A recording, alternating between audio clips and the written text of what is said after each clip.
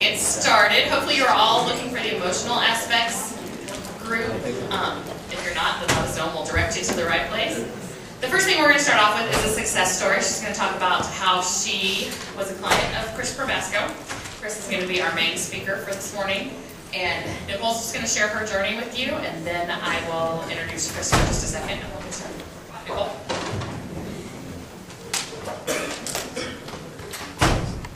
Well, thank you all for having me here today. I said I think a requirement to walk in the door is a tissue, because it's anytime you talk about your story, your journey, I know I'm destined for tears, so I'll get started with them. No.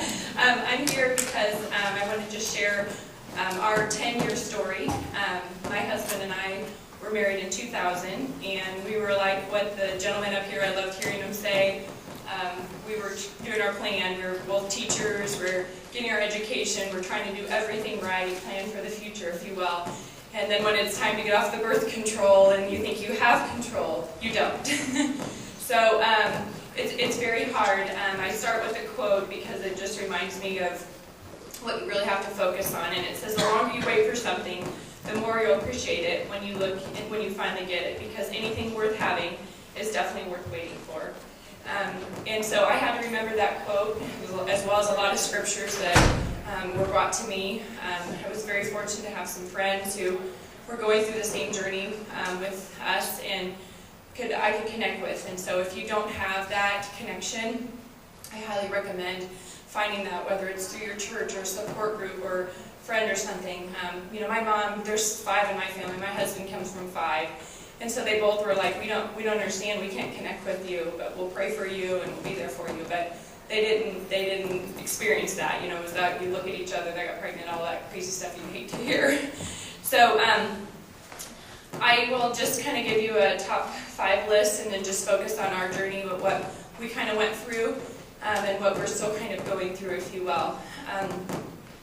I always say number one thing is keep your marriage number one. Stop having baby sex. As much as it just seems like women, we know when we figure out what ovulation is, you seem to focus on that, and you just seem to focus on watching for this and all the stuff that we would joke about. And I just tell you, you have to put your marriage number one, because you were brought together for a reason, and there's a plan for you. It just may not be apparent right now. But I just say, stay close to that one that you love and support each other however you can.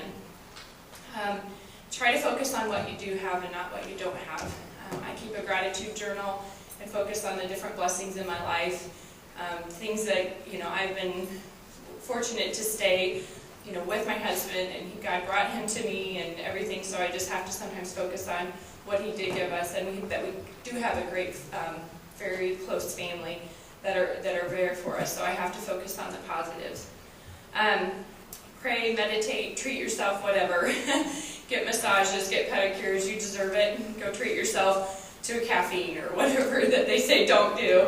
I know they'd always say to us, you can't drink alcohol, and sometimes I just need a little glass of wine, please. So it's okay to treat yourself and not get so wrapped up, because I think a lot of the times the mental part of it is really what holds us back overall.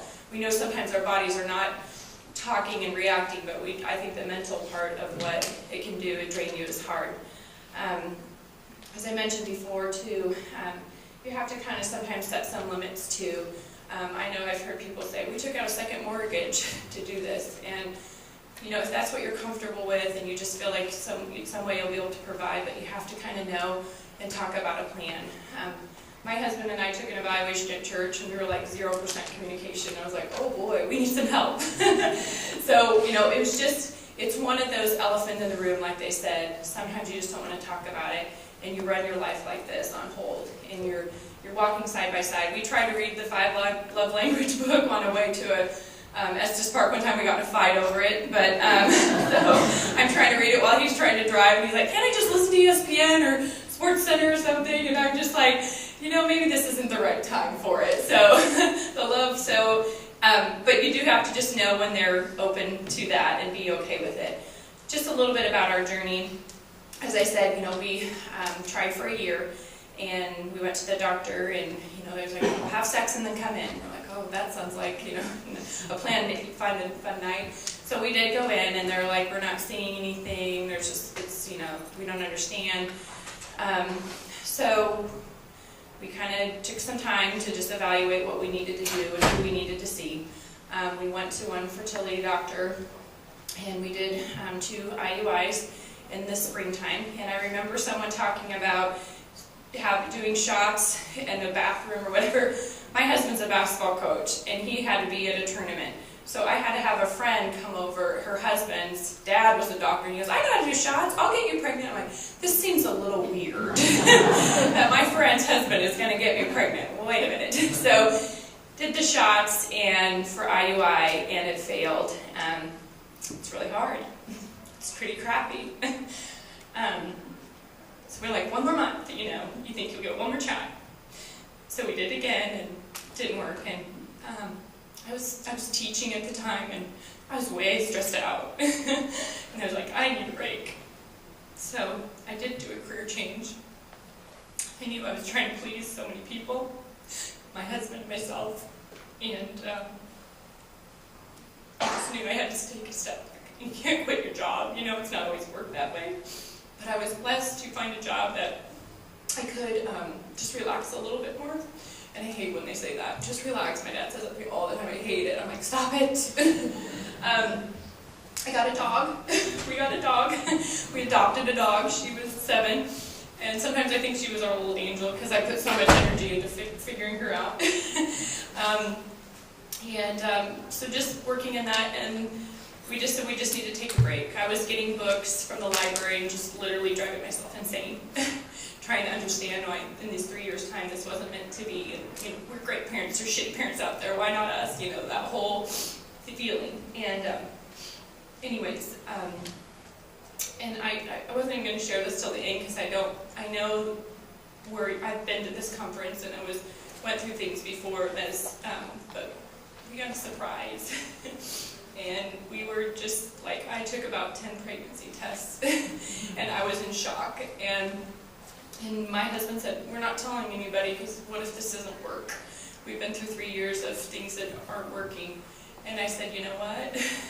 I want people to support us and pray for us and stuff. So I need people to know we need your support because we don't know if this is going to work. The fertility doctor before we did the IUIs with, after the 2 didn't work, he said, okay, you need to do IVF next. And we're like, whoa, I don't know how many drugs I want, and this and that. And they said, well, didn't you want a baby yesterday, not tomorrow, kind of thing? And I was like, well, absolutely. So we were kind of a rare case because we all of a sudden just got the surprise out of nowhere, and we didn't really know what to do with ourselves.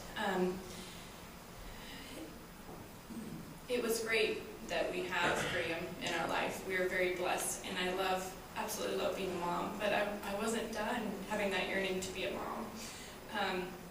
And it's very hard for my husband to understand because my husband's like, wow, we should feel very blessed that we have him. And I said, absolutely, I would trade him for the world.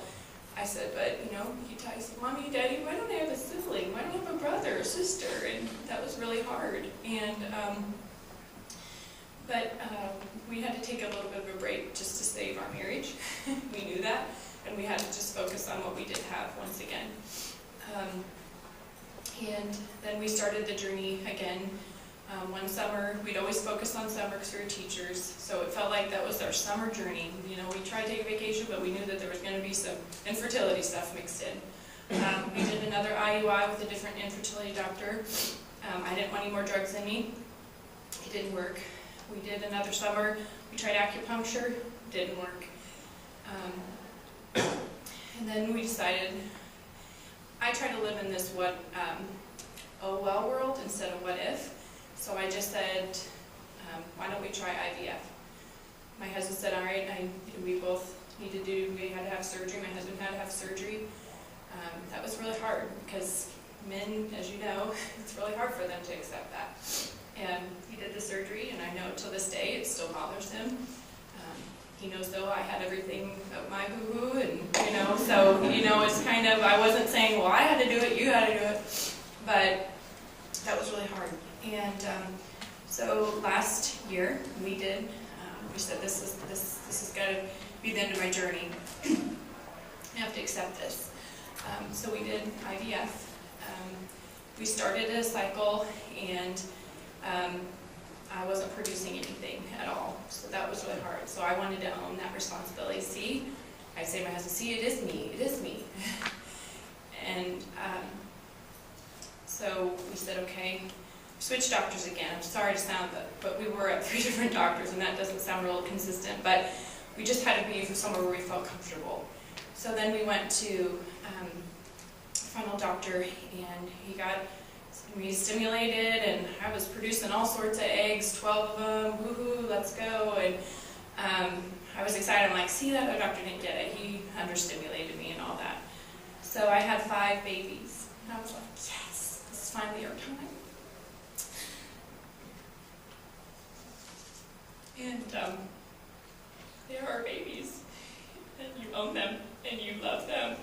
And, we're just already starting to talk about giving someone else a chance at life and letting someone adopt our babies. And, we just wanted one more. We're not going to be selfish with these guys. So we had 2 implanted, and they were thriving, blastiocysts, and all the stuff they're saying was good, and we felt really good. Felt really good about it. We get the call the next day after they're implanted. The 3 babies are gone, and then you feel really shitty. And we had to accept it though. And then you wait for the call. We had to wait for the call. And we waited for the call, and the date of the call, all day long, nobody ever called me. I was dying. I don't even know how I was at work. I know I wasn't even focused. And then about 3 o'clock, I'm calling. Like, what's up? I need to know. Is there like multiples? I don't think we can handle that. What's going on? And at any rate, they just said they're not taking. And so that was really hard to accept. Is there anything you can do? Is there another little shot you can give me? And you just have to say enough's enough. And we tried one. They gave me something, I don't even remember, and took my blood again. And then we just had to grieve. And so it's been a 1.5 years that we've grieved. And this is where Chris came into my life. And she's been in my life for now over 1.5 years. And I needed that because I didn't want to put all that weight on my husband's shoulder. He was very supportive, and we just cried with each other. And luckily we found someone. My dad came and took our son, and we just dealt with it. But I've always known about Chris. She's in my community, and I've heard great things. I'm just kind of that best superwoman sometimes. I thought I could handle it on my own, but I just realized I needed an outlet, and that's where Chris has been really helpful. I'll just share a couple things that she's helped me with, and then I'll let her go because this is all about her. And she helped me understand it's not my fault. The guilt that I was sharing, it's not my fault. There's nothing that I did in the past, or that my husband did in the past. We don't need to own that burden. Tears are cleansing and therapeutic, so it's okay to cry. I think they help you get through the crisis, because it really is a crisis when you have to go through that. You invest so much in that, and you just don't know what's going to happen. And like I said, understand you're not alone, and don't compare yourself to other people, because I have committed to never going to Walmart, because I do compare myself, and I walk around and I look at these people and I'm like, no, you don't deserve that, child. Why is he here at 10 o'clock? He should be in bed. And so I have committed myself to not go to Walmart, especially at odd hours, and watch horrible parenting. So you can't compare yourself to other people and their journey, because everybody, you're a unique person. And I still look at every little, my friends understand when they get pregnant, I love them. I don't want to necessarily be around them a ton. I don't necessarily want to go to your showers, and I still love you. When your baby comes, I'll love on it as much as I can, but I'm going to distance myself, and you're just going to be okay with that. If you're my friend, my true friend, you'll get that. But I still understand that baby's a blessing and it has a purpose, so I don't fault that child. Take care of yourself, as I mentioned, whatever it needs to look like. Take care of yourself, don't beat yourself up. And last but not least, don't give up hope and optimism. And I know that Chris definitely helped me realize that. She didn't tell me to avoid a Walmart, but she to give me the hope. And I'll leave you with my favorite scripture is Jeremiah 20:11. For I know the plans I have for you, declares the Lord, plans for welfare and not for evil, to give you future and hope. Where we're currently at is we're looking at adoption now. My husband says, wait, I thought we were done. I thought we agreed, like one or the other. And so I just said, you know what, we're not going to rush anything if it's meant to be. And now we're both going to Chris. It's, maybe it is time for us to adopt. I'm not so much yearning for that for Graham to have a sibling. I want that, just an opportunity. I just feel a calling and a hunger, and I don't know what it is. It's just that weird thing that we get because of our hormones. I just love, I would just love continuing to be a mom, I guess is how I should word it. So, thank you for letting us share all of our journey. I'll pray over this group and just know that wherever you're at with your journeys, in, beginning, end, or secondary, or whatever, there's a plan if you're just patient. So I wish you all the best today.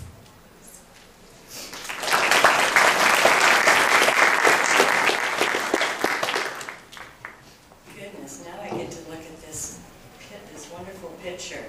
Great family. Thank you so much for all of you being here today. I've been involved with adoption and infertility since 1972, and I'm a clinical social worker in the field. So if you count up all those years, yes, I am old.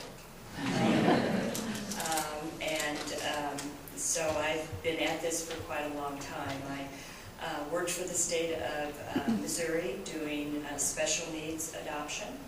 I directed an adoption agency in Independence, Missouri. And then I was hired by St. Luke's Hospital when IVF was coming to town to start a support network that became Resolve of Kansas City. And we at one time was very involved in the Family Building Fair, and I'm so pleased that there's an organization taking that task over. I had been in private practice since 1991. It's a lot of years. I have an office in Kansas and Missouri. I'm actually in a family practice, if you can believe it. Two therapists were raising our daughters, and when they were young, they wanted to go to normal houses where you didn't have to talk about feelings, and now all three of them are in some form of helping position. It was when I was at the adoption agency that I discovered my own infertility. Oh my gosh. I did not want to be one of those people in my drawer. And lots of emotions and feelings came about, and things that I wasn't accustomed to having with me. I'm an Iowa farm girl, I'm plain and simple and find joys in a lot of things, but I was feeling envy when some of the clients received children by adoption, or they surprisingly got pregnant, and that wasn't me. So I promised myself if I was to get through this fertility, I would help start Resolve in Kansas City. So St. Luke's Hospital helped me do that, and I will always be grateful. I'm a late discovery in terms of polycystic ovarian disease. I found out that I had that when I went into menopause. Well, I wasn't ovulating, so of course something was happening. We have two daughters by a lot of Clomid, doses that you wouldn't even be considering today. And then we have one daughter that just came to visit. So I often say that the first two daughters were man-made, and the last daughter was God-given. That God intended us to have that last child. We just weren't patient enough to wait for her, so we sought treatment to be successful. This meeting is a little bit bittersweet for me. Sweet in that all of you are here and you're listening and gaining information and support from each other that I know is so important.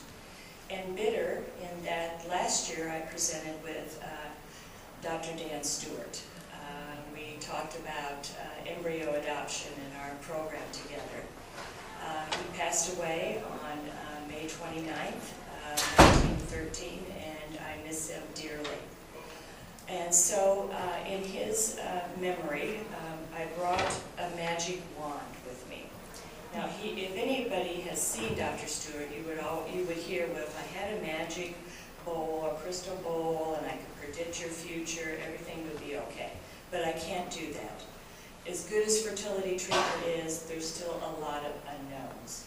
So in his behalf, I have my magic wand. This came from Universal Studios, Harry Potter. And so I want to sprinkle his angel dust on all of you, and hope for peace for you, and hope for comfort, and hope for warmth, and security as you move forward. And I told this to my daughters that I was going to do that. They thought it was a little corny, so I hope it went all well. So I've been in the trenches with all of you for many years. And I am an infertility counselor. I also do adoption work, so I have the profession of the love of both. So I got my notes out. I used to do this presentation a lot when we were designing Resolve and getting people into the group about the emotional aspects of infertility. Boy, I could attest to it. But in terms of presenting about it, I needed to get my wheels greased. And now I got into my notes of 1991. Now, can you believe that? 1991, it's a lot of years ago. And went through them. Oh man, it's the same journey. It's the same emotional journey. It's the same crisis. It's the same everything that it was all those years ago. When I was diagnosed with infertility, you either got pregnant by surgery or by clonment. And IVF wasn't even around. Can you imagine that time? And struggling with trying to get to a good conclusion. So when I see families, I see a lot that are in their early to mid 30s. Okay, they did everything right? You got married, you waited to try and have a child, you got the car, the four-seated car, you got a house in a neighborhood that would be inducing for children. You were all prepared for when children would come into the world. You identified with the fertile world. Can you imagine that time? Well, I can make decisions about when I'm going to try and have a child, and I'll be just like everybody else on the block. We had our careers, we had our philosophy, we talked about how we would raise children. Parenting, we saw a lot of bad parenting out there, but we were really into trying to make this work. And for most of the families that I see, this is their first crisis in life. Everything else they've worked hard for, and the old philosophy, the harder you work, the more you prosper. But you can't do that in fertility. We have biology, we have God, and we have our own equipment. And for many, there are diseases that prevent conceptions. So when you're hit with that crisis of, oh my gosh, no, this can't be me. No, this can't be me. You know, we go into denial, the old feeling of denial of, well, it's just going to take a little longer. You know, we've got everything in order. It's just going to take a little longer. My friend said her next door neighbor's cousin was able to get pregnant after 6 months. Okay, so I have to wait for 6 months. You know, all of those myths out there. That one experiences. So the awareness starts to sink in. Okay, now we're at this for a while. We shouldn't have any fertility difficulties. You know, I'm a football player, or I'm a successful woman. We shouldn't have any difficulties. And so the awareness starts to take on what is going on. What does this mean for us? Does that mean we're going to be infertile? I don't want to join that club. I've seen people that have been members of that club, and I just assumed that I not be one of those.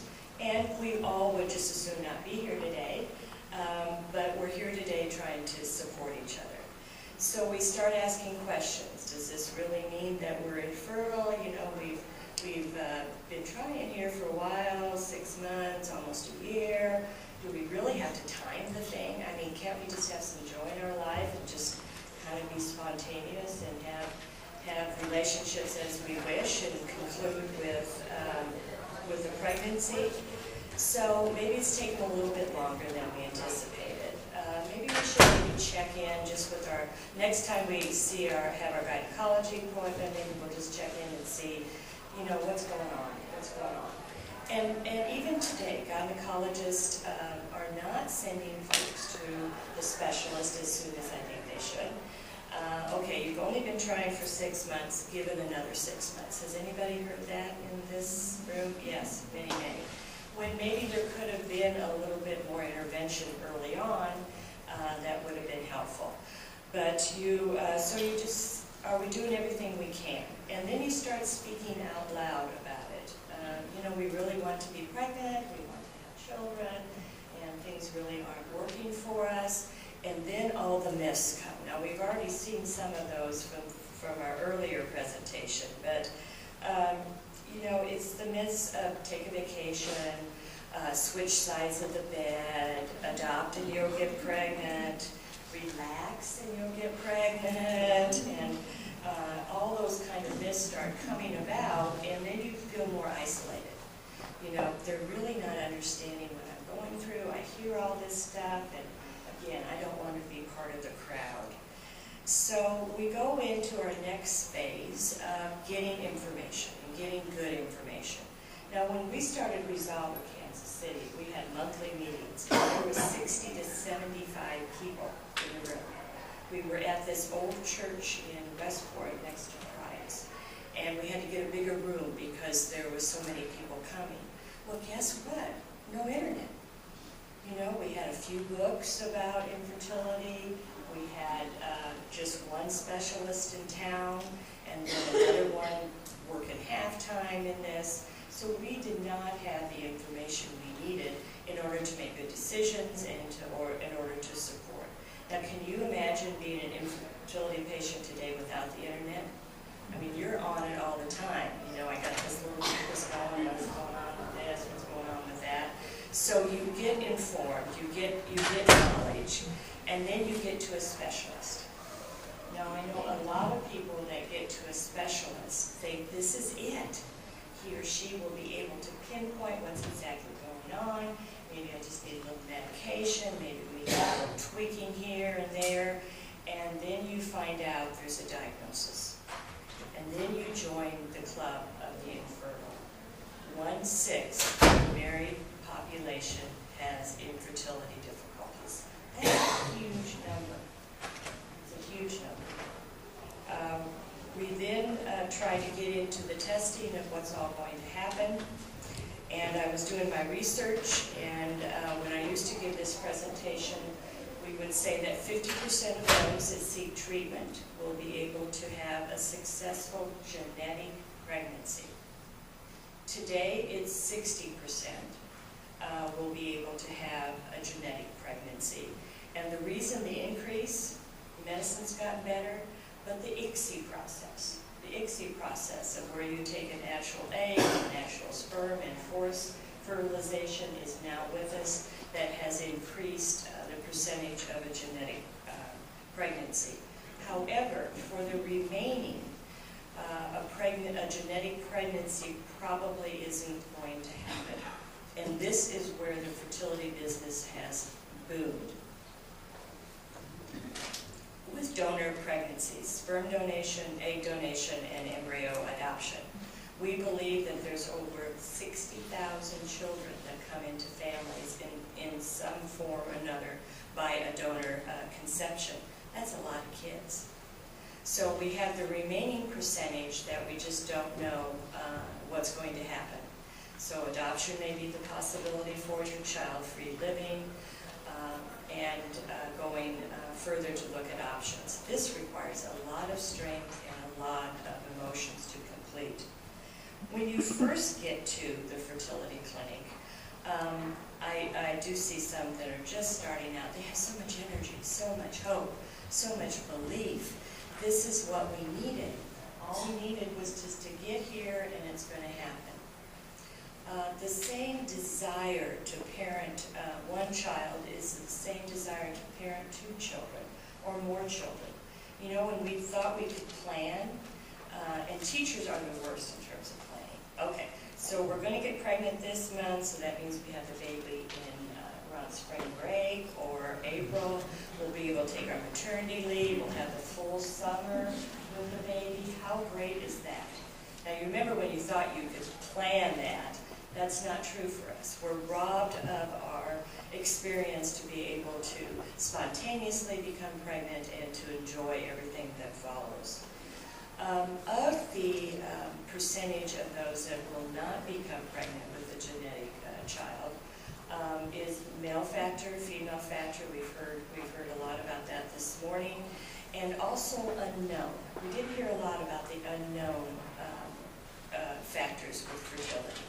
And that's the worst. If you could just have something to hang your hat on, this is my diagnosis, t-shirt, this is what I've got going on. But without unexplained diagnosis is really difficult. Everything's in order. My uterus is in good shape, my fallopian tubes are in good shape, I ovulate, we got enough sperm, so what in the world is going on?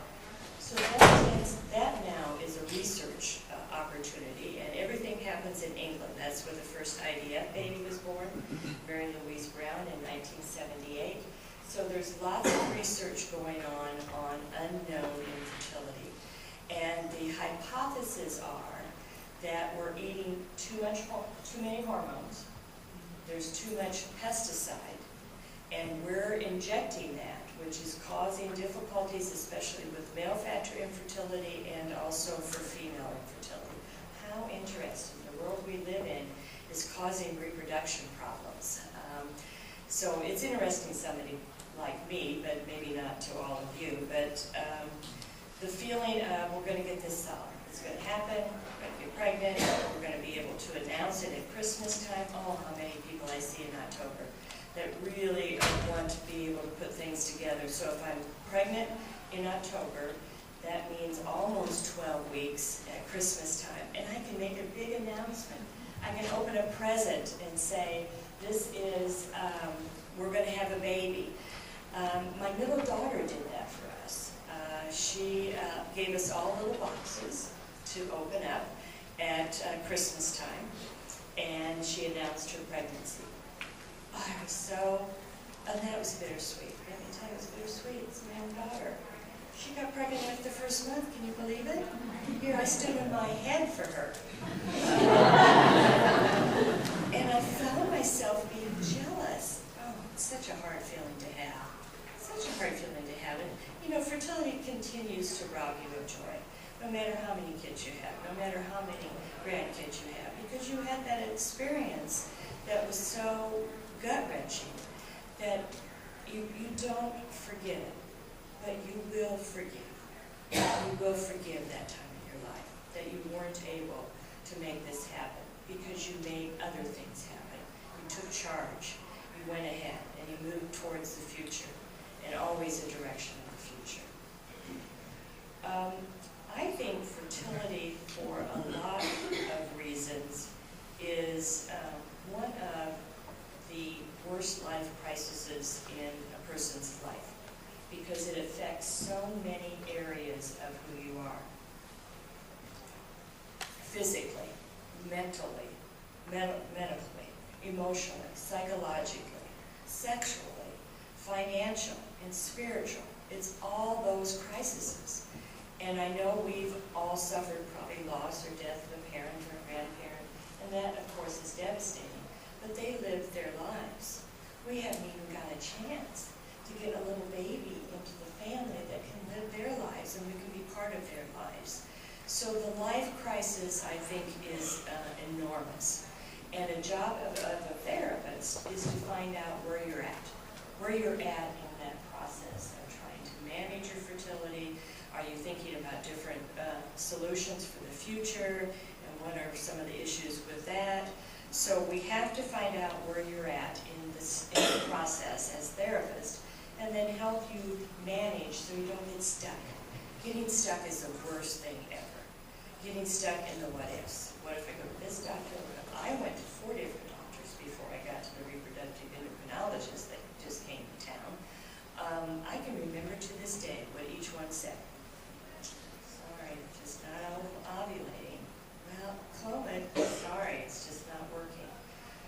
So, so dilemmas come with you. Dilemmas about the choice of what are we going to do to move forward. Okay, we're here, we got the news, we're infertile, we need to try and move forward as a couple to try and make this work. Then we get into all the choices and dilemmas and the ethical issues and the moral issues that, believe it or not all couples are eye to eye with that. And that's just way normal. So you may be raised in a religious home where conception outside the body is not supported. You may be raised in a family that's spending all of that money for a what if, for a chance for a baby is not a good situation. So there's lots of marital unsettledness, shall we say, in how to move forward. And of course there is, because there's so many ways that we're affected. And we're affected differently. I think for women, we have so many reminders out there of what other women do. So we experience an identity crisis. Am I really a woman? I can't even get pregnant? I mean, it looks to me like it's really easy. The Walmart crowd, they're all out there being pregnant. And there may be a time during this that you need to take a rest from Walmart. You need to go to more of a smaller shop to get your things so you don't have the reminders of what you don't have. So for fertility for a woman, it's being a normal woman. Normal women have babies. And also having your man's baby. Now, I don't know if you've looked at your marriage license recently, but there is, on the bottom of the marriage license, it's invisible, but it is there. And I shall have my man's baby. I promise to love and honor this man, and I will have my man's baby. That's why egg donation is so popular, I guess, in a choice, in that women get to carry a child and have your man's baby. You know, in yesteryears, before there was IVF and egg donation, we didn't even think about that. We're just full of sorrow and trying to make things work. So we can get enmeshed in this. Now, I'm sure there's some of you that have been told by others that you're obsessing about your infertility. Well, of course you're obsessing about your infertility. It's a monthly event. You don't take a vacation from a period. It comes, whether you want it or not, it comes. So I remember I was on a camping trip with one of my friends. And there was a new bookstore in town. It was in Telluride, Colorado. If anybody's been there, it's so wonderful. And there was a bookstore. It was more of a Mother Nature kind of bookstore. So I went and found a book on natural ovulation and what can enhance it and all that. And I remember my friend saying, "Chris, you got your head in your ovaries. You got to get it out." Well, I was trying to take care of them. I was trying to make it happen. I was trying to do what I could in terms of educating myself. But that did hurt, and it still hurts today. But she didn't really mean it in a mean way. I was just obsessive. I talked about it more than I should have. I wanted people to give me their success stories. I wanted only success stories. I didn't want to hear the negative results. Well, you got a lot of negative results. I was living the negative results. I didn't want that. And I'm sure many of you do not either. But you've got to deal with that negative feeling in some way. You have to turn it in being productive. Now, this is a great time of year to be productive. You can grow flowers. You can tend to them. You can water them. You can watch them grow. You know, this is a good time to figure out how you can be productive in other ways while you're managing the stress and the uncertainties of infertility. So making the decision of how to move forward, not getting stuck, is really one of the things that I try to do as much as hopefully as I can with clients that I see. Getting stuck is the worst thing. You could get stuck for years. I think some of you have been stuck for years. We got to move on. Fertility cannot, or infertility can no longer run our to join the world again.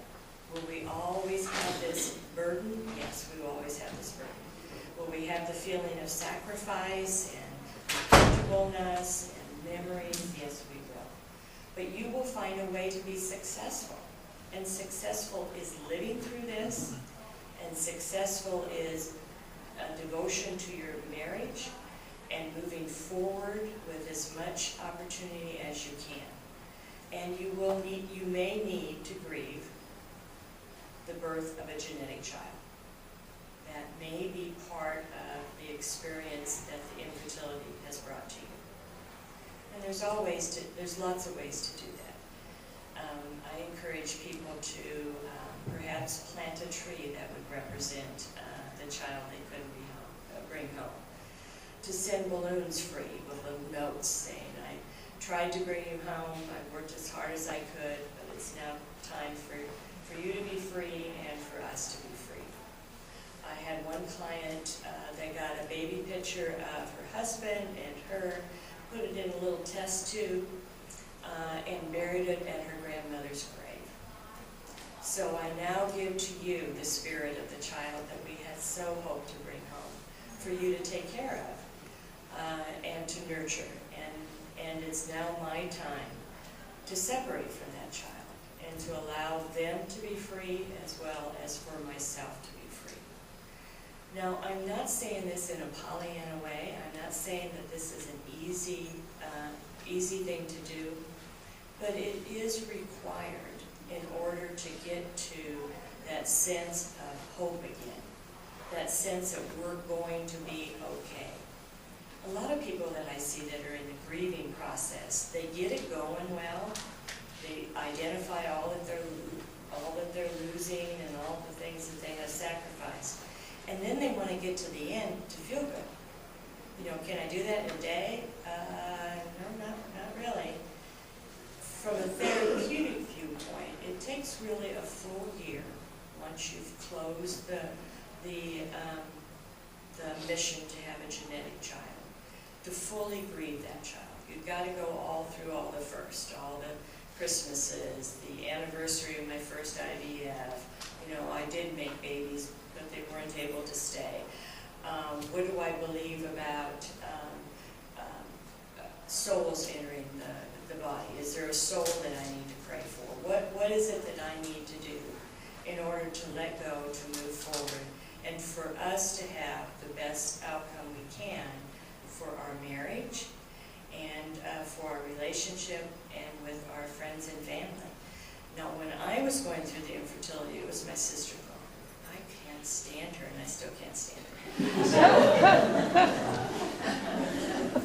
But she was the one that was saying, okay, Chris, about time to have a baby. You know, I got all three of mine, and you're not bringing any others home. And although she said it in a worse way than that, but I focused on her. I focused my anger on her. And I had to let that mostly go in order to feel free to continue the mission, and the mission to become parents and to have joy becoming parents. You know, even though I was able to have children by birth, they were children that I worked really hard for, and a surprise, and I valued that experience. I don't think they would be the people they are today if they didn't have parents that went through all of that and were so wanting of a child and so desirous of an outcome to become parents. During this time, I had friends. We have a whole bunch of college friends. We went to Graceland College, the alma mater, I can't get that word out, of Bruce Jenner. Yes, I did graduate from college with Bruce Jenner when he was normal. But, so we were the first ones to have children, and then we had some other friends that weren't having children, and I was kind of worried that they'd have fertility problems. I mean, who waits till you're 38 to try to have a child? Well, of course, my friends, and guess what? First time? Yep. So what happened to their parents that were so hungry to have grandchildren is that they emotionally adopted our kids. So we have an extra set of grandparents, and we love grandparents. grandparents. We have grandparents that have loved on these girls non-stop. So the love that you can get from investing in family and friends and forgiving them for not knowing what to say. Forgive them. Because you know what to say. You've gone through this experience, so you know exactly what to say. You hear from a friend that's having trouble conceiving, you're not going to tell them to relax or switch the side of the bed. You're not going to tell them anything. You're going to listen. You're going to hold their hand and listen. And that is the gift that you will be able to give from now on, no matter how children come into your family. You will be able to give the gift of understanding. You will be able to give the gift of support and comfort to others. I'm glad, now one thing I need to give you permission to do is not go to church on Mother's Day. It'll be okay. And maybe Father's Day. It'll be okay. It'll be okay if you don't attend church, that's okay. But I still want to give you permission not to do that. I want to give you permission for the next month or two when you get baby announcements in the mail, and you grieve and you have guilt about not being excited, and what do I do with all these feelings? It's not that poor baby's fault that I'm in this situation. You find a way to celebrate. You send them flowers. You get online. We can do things online and send a gift. So you do some gesture that's of support, but you also understand that this is a reminder of what you do not have and the grief that you are experiencing. When one is experiencing grief, it's kind of like, we have I think they call it a strainer. We boil up all of our spaghetti and then we pour it in the strainer. Well, that's how it is for you to get to happiness, that your friend has a baby and they weren't even trying. So what you go through, the water that drips through, the spaghetti that stays is your grief, and the water that goes through is your effort to try to do something to celebrate the fact that a child was able to be born to them, but also acknowledging the grief that you have. All that spaghetti is your grief, and you've got to go through that until you can get to any joy for others in terms of having a child that is part of their marriage and part of all that that you so desperately want or desire or hope for. But it doesn't mean you're a bad person at all. It just means that you carry the grief with you. I often say it's kind of like carrying suitcases. You drag them around, and here they are. Some days are more fuller than others. You may get good news, and we've got embryos developing, and the suitcases are lighter, and then 5 days later, not so good news, and then you got rocks in the suitcase. So you're carrying a heavy load. The good news is that you will get through this. There will be a time on the other side. Staying together, being faithful in your marriage, celebrating as you can. Writing is also very good, keeping a journal of all the efforts that you've made in terms of bringing children into your family. And it's something to document the experience that can be very helpful. I often talk about the 20-minute rule in two different ways. Okay, now for some of the men out here that have been drug here today, there probably has been times that you've heard on and on and on. So if I ask one question about how you feeling today, then you'll get 2 to 3 hours of on and on and on. You can't believe who's pregnant now. You can't do on and on and on. So men tune out. They don't have enough tuning in their makeup. They just don't. That's just who they are. You have to forgive them for it. But I do the 20-minute rule. Okay, so set the timer for 20 minutes, and you can say anything you want about what you thought about today about not being able to be pregnant. Say it all, and I'll sit here, I'll look at you, I'll do eye to eye. I may say a word in between, but I don't have to. I will listen for 20 minutes. And when the timer goes off, okay, you got your say in, and I got my listening in. Now let's go take the dog for a walk. Let's go to the movie that we were wanting to see. Let's do something that celebrates what we do have. And that's our relationship and our marriage and our dedication to each other and our dedication to eventually having family, more family. I also do the 20-minute rule for writing.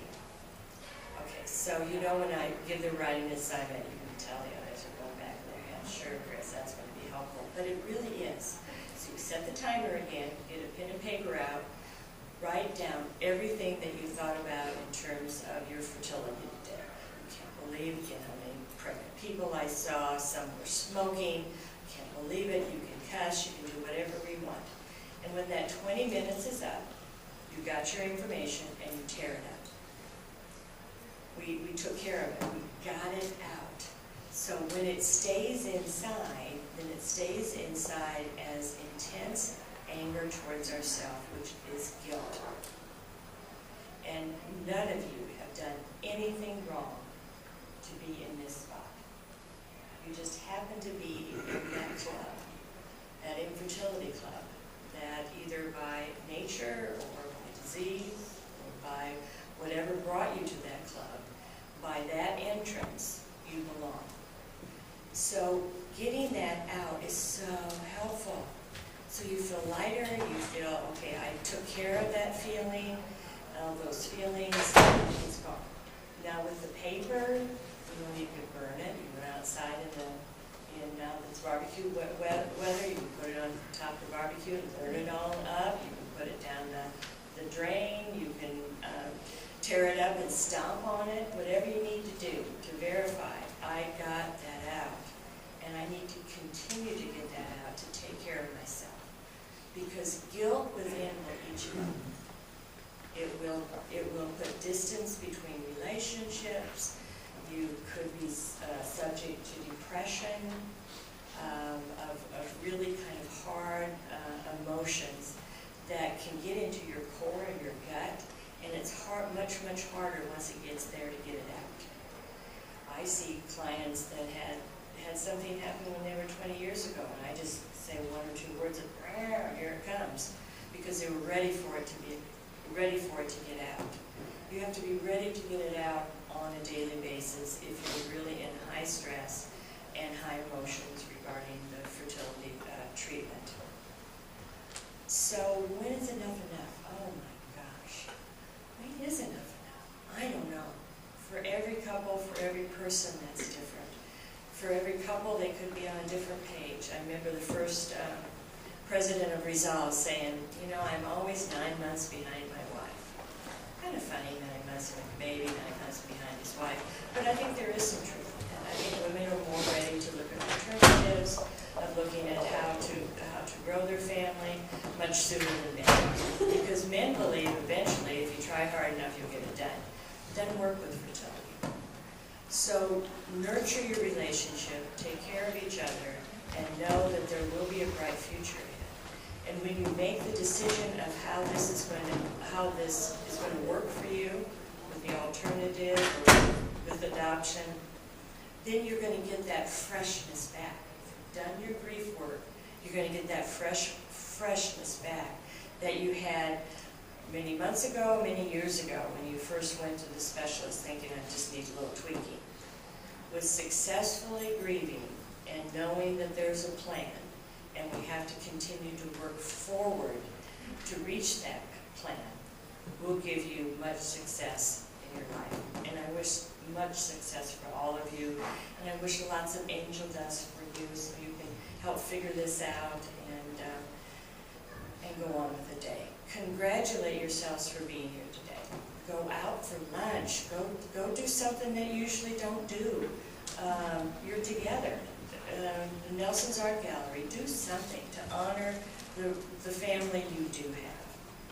And continue to, I hope many blessings will continue for you all. Thank you very much.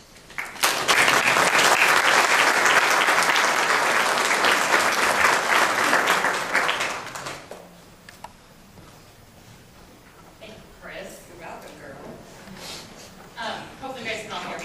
All these notes. I